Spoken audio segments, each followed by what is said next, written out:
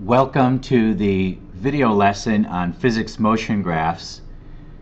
The objective of this lesson is to understand the relationships of distance time, velocity time, and acceleration time graphs, and to be able to sketch those graphs for almost all the major types of motions that we'll see in this course.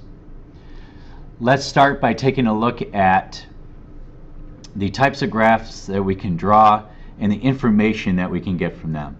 We start with the distance or displacement or position, all the same thing with regards to the graphs.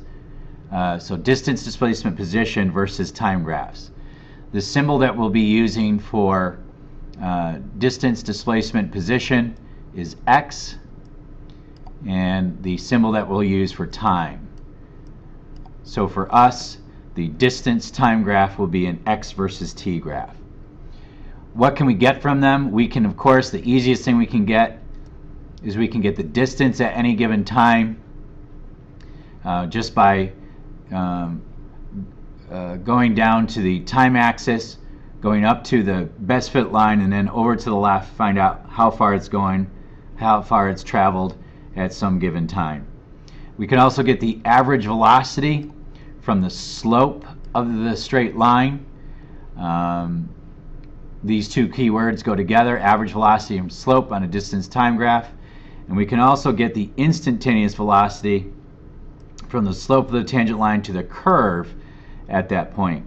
So if our best fit line is not a straight line and it's a curve instead, you can see how we can't get average velocity from that because the velocity is changing. But we would be able to use a tangent line and get the instantaneous velocity using the slope of the tangent, and I'll demonstrate that for you later. Our next type of graph is the velocity or speed, and the same symbol we use for that is v versus time graphs, again t, so a vt graph. And what can we get from those? The easiest, of course, again, velocity time graph is the velocity at any given time. Similarly, we get average acceleration from the slope of the straight line, and one thing that is commonly tested is finding the displacement of the object by finding the area between the line and the time axis. Okay, they really like to test that one. Okay, our last type of graph is the acceleration versus time graph. Our symbol for acceleration is a, and of course versus t, so these would be AT graphs. And what can we get from them? Only the acceleration at any given time. They're the most limited type of motion graph that we can get as far as the information we can attain from them. And again, I'll demonstrate this for you as we start to do the various graphs for all the types of motion. Let's move on to that, and let's take a look at what we're going to do for each of these motion scenarios or situations. We're going to draw the xt, vt, and at graph, one right under the other, so that we have a good understanding of the differences between the graphs and what they communicate to us. So we're going to start with an object at rest. We're going to start easy and work our way towards the harder scenarios. So for an object at rest, if an object is just standing there, that means that its position wouldn't be changing.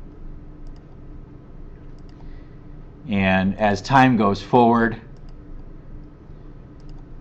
so you could pick any spot, and what this of course means is that the distance is not getting bigger or smaller as time progresses. Okay? Well, if an object is at rest, that means its velocity is 0, and where the time axis intersects here on the y-axis would be where velocity is 0. So we would have a VT graph that has a horizontal straight line on the time axis. If there's no velocity, there's no acceleration, so it also has a 0 AT graph, a horizontal line on the time axis. Okay? We now go to an object moving at constant velocity away. What does that mean? That means the velocity is constant, but the distance is increasing over time. So this, of course, would be a straight line sloped upward. And this, if you take a look, the x numbers are getting bigger while time is moving in a positive direction. That's the only direction time can move. Okay, and the fact that the line is straight means that the rate of change of the displacement or distance is staying constant, and of course that means constant velocity. If that's true, then on our VT graph, we're going to have some non-zero velocity over that same time interval, and it should be obvious to us that that velocity remains constant. You notice here that this horizontal line is above the time axis. The slope of this line is positive up here on the xt graph, so our velocity is positive on our vt graph. We still are not accelerating. This object is not speeding up or slowing down, so its acceleration value is 0. So this would be a horizontal line on the time axis.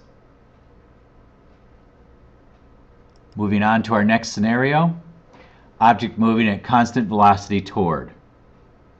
Well, constant velocity means our line is going to be straight. Toward means that our x numbers, our distance numbers, are going to be decreasing. So this would be a straight line, negatively sloped, showing that our x value is decreasing as time is increasing. Straight line indicating to us that the rate of change of that distance is remaining constant, therefore constant velocity.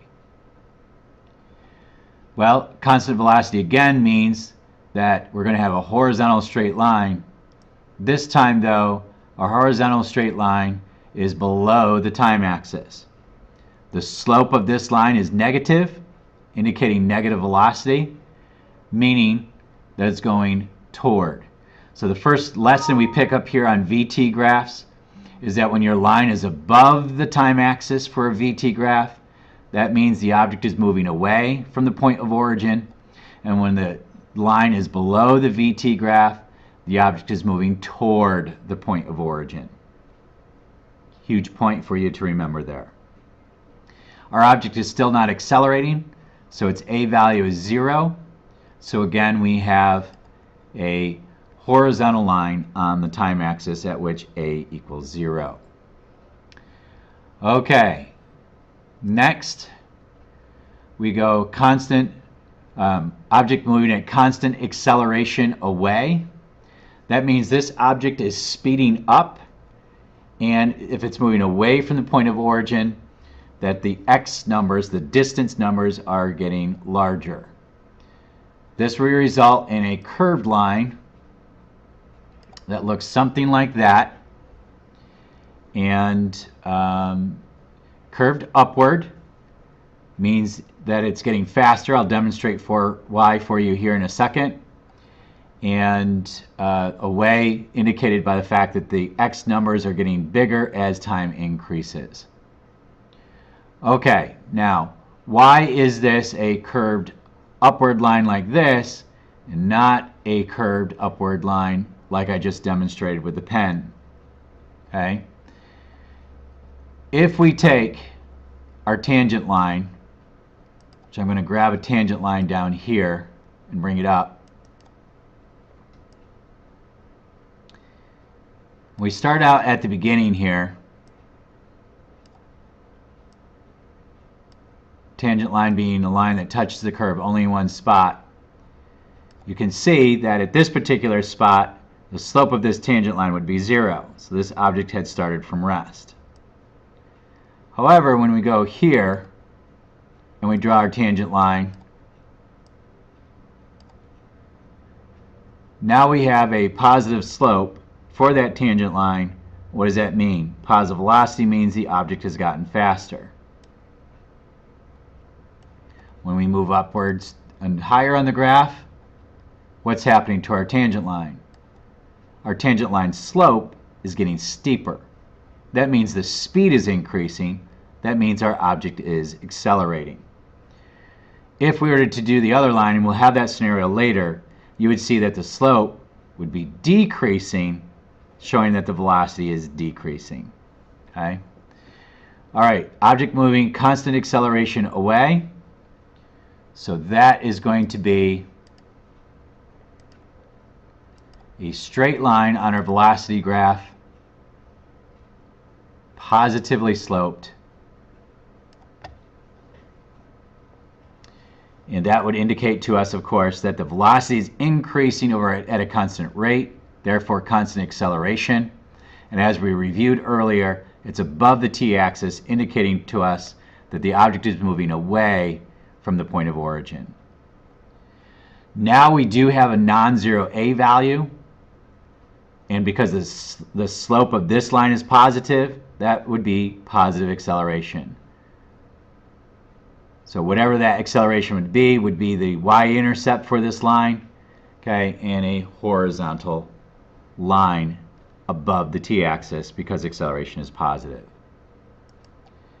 Going to our next scenario, object moving at constant acceleration toward. Okay. This, of course, means that the speed is increasing, but we're losing distance getting closer to the point of origin. Okay. So this line would look something like this. Slope downward. Try to draw a better curve than I can with my pen here on the screen. Okay. For the VT graph, sorry about that. For the VT graph,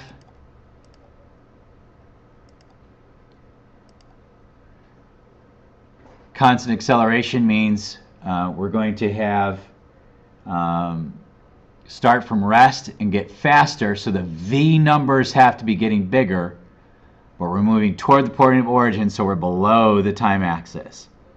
So our V number is getting bigger, but being below the line means our line is sloped downward like this. Notice that the V number is getting bigger, meaning constant acceleration toward below the time axis. Here we have a negatively sloped line. The slope of this is the acceleration, of course. So our acceleration would be a straight horizontal line below the time axis. Okay? Now shifting back to our next scenario, constant deceleration away. This means this object is slowing down, but the x numbers are getting bigger. This would be a curve that looks something like this. Okay? And you can see if you did slopes of tangents that the tangent line slopes would be decreasing as the x numbers get bigger. Okay? Our velocity time graph is going to be a speed that's decreasing at a constant rate, but we're away, so we're above the time axis. So decreasing at a constant rate, above the time axis. Again, this is a negatively sloped line, so we're going to have a horizontal line of constant acceleration below the time axis. You can clearly see why acceleration time graphs are so limiting, because both of these have the same acceleration time graph, but they are completely different motions.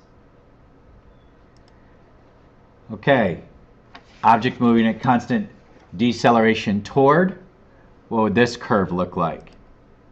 Well, toward means the x numbers are getting less. Slowing down means the slopes of our tangents would be getting less. So this would result in a curve like this. Our velocity graph is going to take the shape of below, decreasing V numbers, so getting closer to 0. And then that's a positive acceleration because the slope of this line is positive. So we would have a horizontal line showing constant acceleration above the time axis. Okay? All right. Last one. Object thrown straight up, which returns to the thrower. This is going to be a combination of two graphs we've already done. This object increases in distance going away from the ground but slows down, comes to rest, and then returns to the thrower's hand. Should be a nice hill here, showing that it speeds back up but loses x distance. The VT